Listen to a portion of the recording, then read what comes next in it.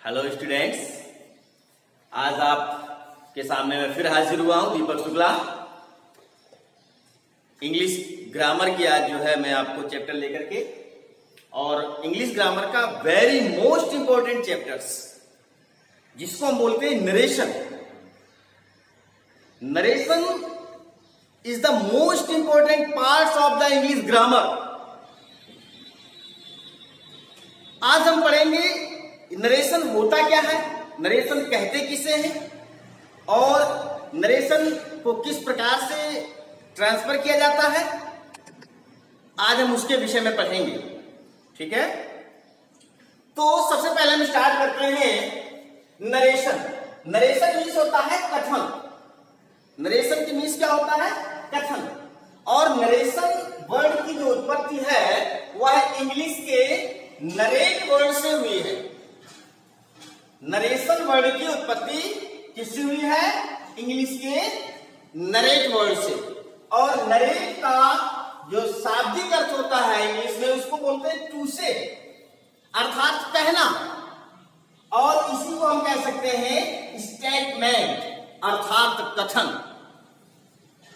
तो ये जो नरेशन होता है, ये मैंने फॉर्मल जानकारी दी आपको नरेशन की। और ये जो नरेशन होता है इसके दो पार्ट्स होते हैं। कितने पार्ट्स होते हैं? दो पार्ट्स होते हैं। सबसे पहला पार्ट होता है नरेशन का जिसे हम कहते हैं डायरेक्ट नरेशन।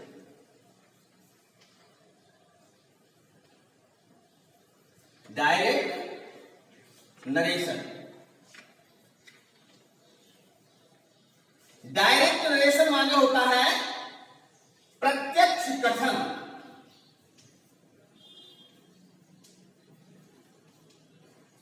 और दूसरा पार्ट होता है इन डायरेक्ट नरेशन। दूसरा पार्ट क्या होता है? Indirect narration. इसको हम बोलते हैं अप्रत्यक्ष कथन। क्लियर? नंबर 1 डायरेक्ट नरेशन और number 2 indirect narration. Direct narration क्या कहलाता है और इनडायरेक्ट नरेशन क्या कहलाता है?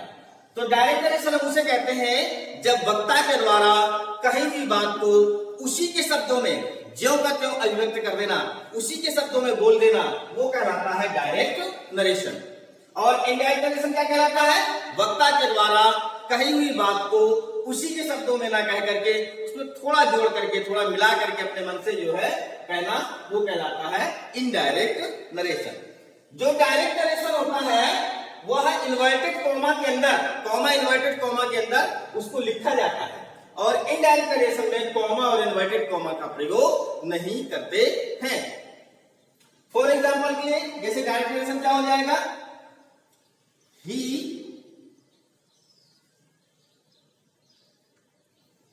से कॉमा इन्वर्टेड कॉमा में I am an smart boy। ये जो आपका स्टेटमेंट है ये कहलाता है डायरेक्ट नरेशन। इसको क्या बोलते हैं? डायरेक्ट। और इसी का इनडायरेक्ट क्या हो जाएगा? ही says that he is an smart boy। ये आपका इनडायरेक्ट कहलाएगा। क्या कहलाएगा ये? इनडायरेक्ट। क्लियर हो गया? तो जो डायरेक्ट नरेशन होता है वह कॉमा इन्वर्टेड कॉमा के अंदर उसको रखा जाता है, और इनडायरेक्ट नरेशन में कॉमा इन्वर्टेड कॉमा नहीं रखा जाता है। तो इस प्रकार से जो नरेशन होता है वह इंग्लिश के नरेट वर्ड से उसकी उत्पत्ति हुई, और उसको टू से या स्टेटमेंट या नरेशन दो प्रकार का होता है, एक डायरेक्ट नरेशन, दूसरा इनडायरेक्ट नरेशन। अब इसके बाद में हम आगे पढ़ेंगे कि जो डायरेक्ट नरेशन होता है उसके भी दो पार्ट होते हैं डायरेक्ट नरेशन के। डायरेक्ट नरेशन के दो पार्ट कौन कौन से होते हैं? सबसे पहला पार्ट यहां समझिए आप, ये जो कॉमा और इन्वर्टेड कॉमा, इन्वर्टेड कॉमा के अंदर जो स्टेटमेंट होता है, ये आपका इन्वर्टेड कॉमा के अंदर जो स्टेटमेंट है वो कहलाता है रिपोर्टेड स्पीच।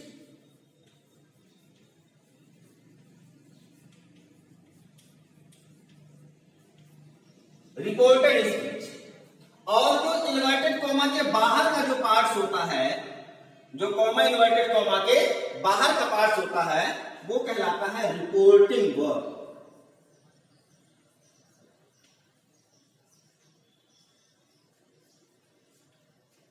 तो ये डायरेक्ट नरेशन के दो पार्ट्स हुए। नंबर एक रिपोर्टिंग वर्ब जो इन्वर्टेड कॉमा के बाहर होता है, और जो इन्वर्टेड कॉमा के अंदर स्टेटमेंट होता है वो कहलाता है रिपोर्टेड स्पीच।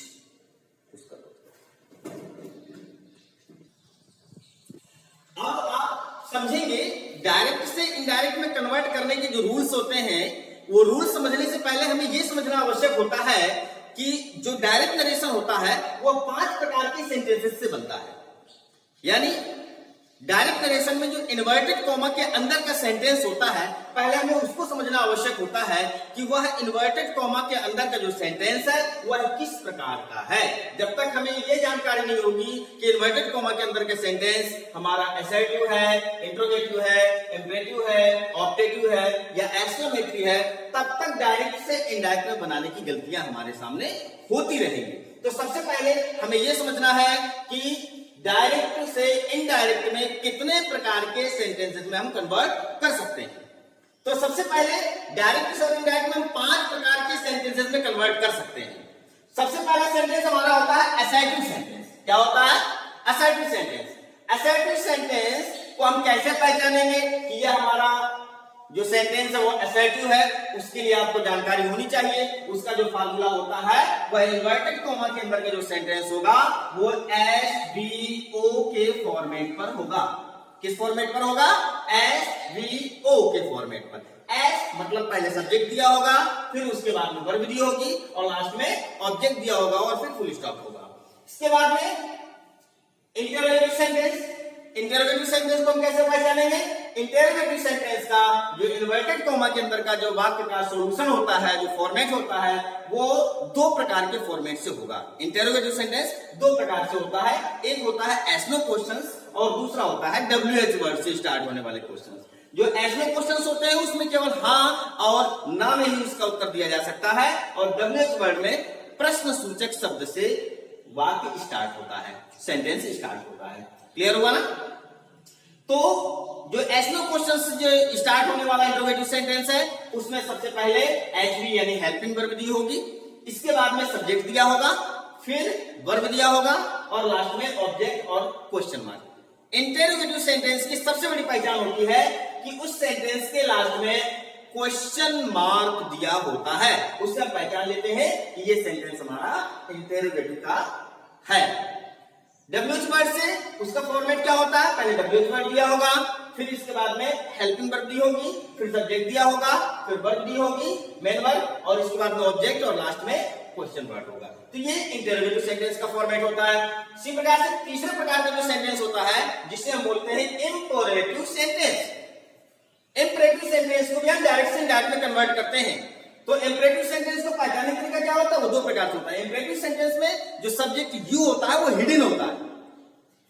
सब्जेक्ट यू जो होता है वो एग्जाइज होता है, हिडन होता है, छिपा हुआ होता है। इसलिए इंपेरेटिव सेंटेंस ज्यादातर मेन वर्ब से स्टार्ट होते हैं। यानी पहले मेन वर्ब दिया होगा और लास्ट में ऑब्जेक्ट दिया होगा। इसी प्रकार से जो ऑब्जेक्टिव सेंटेंस होता है, ऑब्जेक्टिव सेंटेंस को पहचानने का सबसे आसान तरीका होता है कि वो मे से स्टार्ट होता है।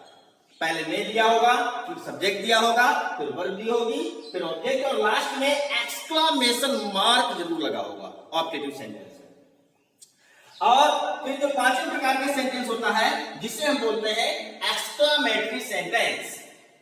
एक्सक्लेमेटरी जो सेंटेंस होता है उसका फॉर्मेट होता है इन्वर्टेड कॉमा के अंदर में सबसे पहले एक्सक्लेमेशन वर्ड दिया होगा। क्या दिया होगा? Exclamation word. इसके बाद में सब्जेक्ट दिया होगा, फिर वर्ब होगा और फिर ऑब्जेक्ट वाले फॉर्मेट पर होगा। तो इसमें हम क्या करेंगे? जो एक्सक्लेमेशन वर्ड होते हैं वो कौन कौन से होते हैं? एक्सक्लेमेशन वर्ड अलास, ओ, आह, ओ, ब्रेवो और हुर्रा, ये मेन एक्सक्लेमेशन वर्ड होते हैं। इनसे हम पता चल जाता है हमें कि ये हमारा एक्सक्लेमेटरी का सेंटेंस है। तो आपने पढ़ा कि किस प्रकार से हम डायरेक्ट से इनडायरेक्ट में जो सेंटेंसेस होते हैं, वो 5 प्रकार के सेंटेंसेस होते हैं, उनको आपने पहचानने के तरीके समझा। अब हम स्टार्ट करते हैं डायरेक्ट से इनडायरेक्ट में बदलने का रूल्स। तो डायरेक्ट से इनडायरेक्ट में बदलने के 2 प्रकार के रूल्स होते हैं। कितने प्रकार के रूल्स होते हैं? 2 प्रकार के। नंबर 1 आपका कहलाता है जनरल रूल्स, सामान्य नियम, और दूसरे प्रकार का रूल्स होता है स्पेशल रूल, विशेष नियम। तो ये जो जनरल रूल्स होते हैं, ये जनरल रूल्स 3 प्रकार के होते हैं, जो कि सभी प्रकार के सेंटेंसेस में यूज होते हैं। जनरल रूल्स जो होंगे वो असर्टिव को भी फॉलो करेंगे, इंटरोगेटिव भी वही फॉलो करेंगे, इंपरेटिव भी वही लगेंगे, ऑप्टेटिव में लगेंगे और एक्सक्लेमेटरी में भी लगेंगे। यानी ये जनरल रूल्स होते हैं, ये सभी प्रकार के सेंटेंसेस में इन रूल्स का यूज होता है। और जो स्पेशल रूल्स होते हैं वो केवल उसी सेंटेंसेस में होगा, जो जैसे असर्टिव है तो असर्टिव का अलग स्पेशल रूल्स होगा, इंटरोगेटिव का वो इंटरोगेटिव में स्पेशल रूल्स होगा, इंपरेटिव का इंपरेटिव में होगा, और ऑप्टेटिव और एक्सक्लेमेटरी के सबके अलग अलग स्पेशल रूल्स होते हैं, वो उसी प्रकार के सेंटेंसेस के लिए होते हैं। लेकिन जो जनरल रूल्स होते हैं, तीनों प्रकार के सेंटेंसेस में इनका यूज होता है। अब जनरल रूल्स कौन कौन से होते हैं? 3 प्रकार के होते हैं जनरल रूल्स। पहला होता है चेंज ऑफ टेंस, यानी टेंस में परिवर्तन। दूसरा होता है चेंज ऑफ पर्सन, यानी पर्सन संबंधी चेंज। और तीसरे प्रकार के जनरल रूल्स होते हैं change of other part of speech, अर्थात निकटता, नियरेस्ट, निकटता सूचक शब्दों को दूरी सूचक शब्दों में परिवर्तित करना। अब हम डिटेल में अध्ययन करेंगे change of tense. Change of tense, जो चेंज ऑफ टेंस होते हैं, इसमें हम क्या करते हैं? चेंज ऑफ टेंस में यदि पहला रूल्स होता है कि यदि रिपोर्टिंग वर्ब प्रेजेंट या फ्यूचर टेंस में होगी तो रिपोर्टेड स्पीच के टेंस में कोई परिवर्तन नहीं होता है। पहला रूल्स क्या है? Reporting verb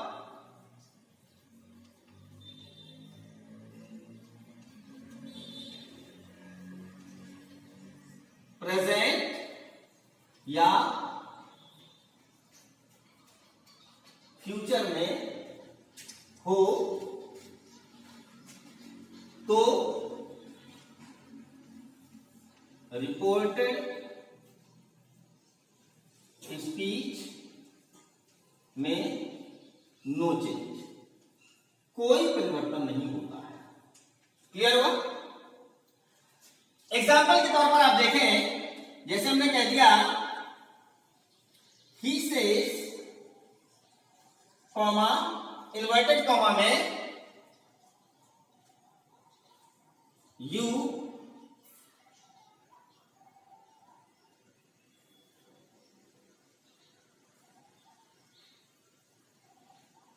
you are very lazy।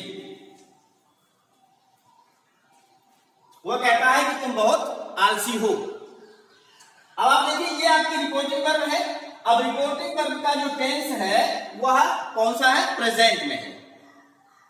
Rules क्या कह रहा है कि यदि रिपोर्टिंग वर्ब प्रेजेंट या फ्यूचर टेंस में होगी तो उसके रिपोर्टेड स्पीच के टेंस में कोई परिवर्तन नहीं होता। तो और एक बात का ध्यान रखिएगा, चेंज हमेशा रिपोर्टेड स्पीच में होता है, रिपोर्टिंग वर्ब के टेंस में कभी भी परिवर्तन नहीं होता है। यदि रिपोर्टिंग वर्ब प्रेजेंट में है तो प्रेजेंट में ही रहेगी, यदि रिपोर्टिंग वर्ब पास्ट में है तो पास्ट में ही रहेगी, यदि रिपोर्टिंग वर्ब फ्यूचर में है तो फ्यूचर में ही रहेगी। तो रिपोर्टिंग वर्ब के टेंस में कभी चेंज नहीं होता है। चेंज किसमें होगा? रिपोर्टेड स्पीच के टेंस में। तो रूल्स क्या कह रहा है कि यदि रिपोर्टिंग वर्ब प्रेजेंट टेंस में होगी तो रिपोर्टेड स्पीच के टेंस में कोई परिवर्तन नहीं होता है। अन्य परिवर्तन होते हैं, पर्सन संबंधी चेंज होंगे, अदर पार्ट ऑफ स्पीच संबंधी चेंज होंगे, लेकिन टेंस संबंधी चेंज नहीं होता है। तो इसका इनडायरेक्ट क्या बन जाएगा?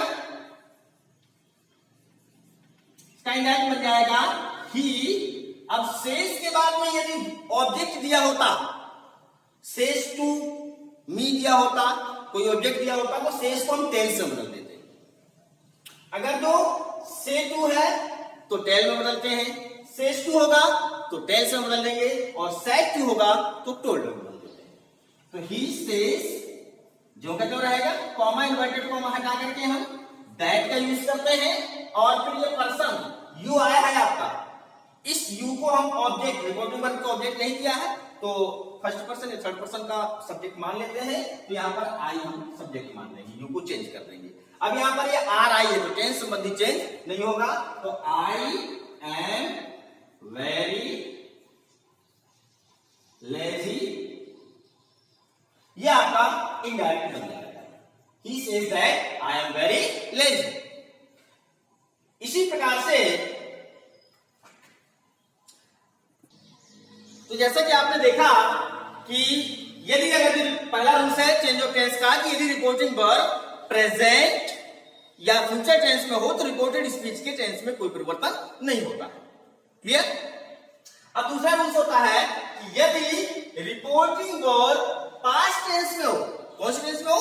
पास्ट टेंस में, तो रिपोर्टेड स्पीच के टेंस में परिवर्तन होता है। याद रखेंगे कि यदि अगर जो रिपोर्टिंग वर्ब प्रेजेंट या फ्यूचर में है तो रिपोर्टेड स्पीच के टेंस में कोई परिवर्तन नहीं होता है, और यदि अगर जो रिपोर्टिंग वर्ब पास्ट टेंस में है तो हम रिपोर्टेड स्पीच के टेंस में परिवर्तन करते हैं। क्या परिवर्तन करते हैं? सबसे पहला ये परिवर्तन करते हैं कि अगर जो इन्वर्टेड कॉमा के अंदर यानी रिपोर्टेड स्पीच का सेंटेंस यदि प्रेजेंट टेंस में है, यानी प्रेजेंट इंडेफिनिट है तो वो पास्ट इंडेफिनिट में बदलेगा, प्रेजेंट कंटीन्यूअस है तो वो पास्ट कंटीन्यूअस में बदलेगा, प्रेजेंट परफेक्ट है तो वो पास्ट परफेक्ट में बदलेगा, और प्रेजेंट परफेक्ट कंटीन्यूअस का है तो उसे हम पास्ट परफेक्ट कंटीन्यूअस टेंस में कन्वर्ट कर देते हैं।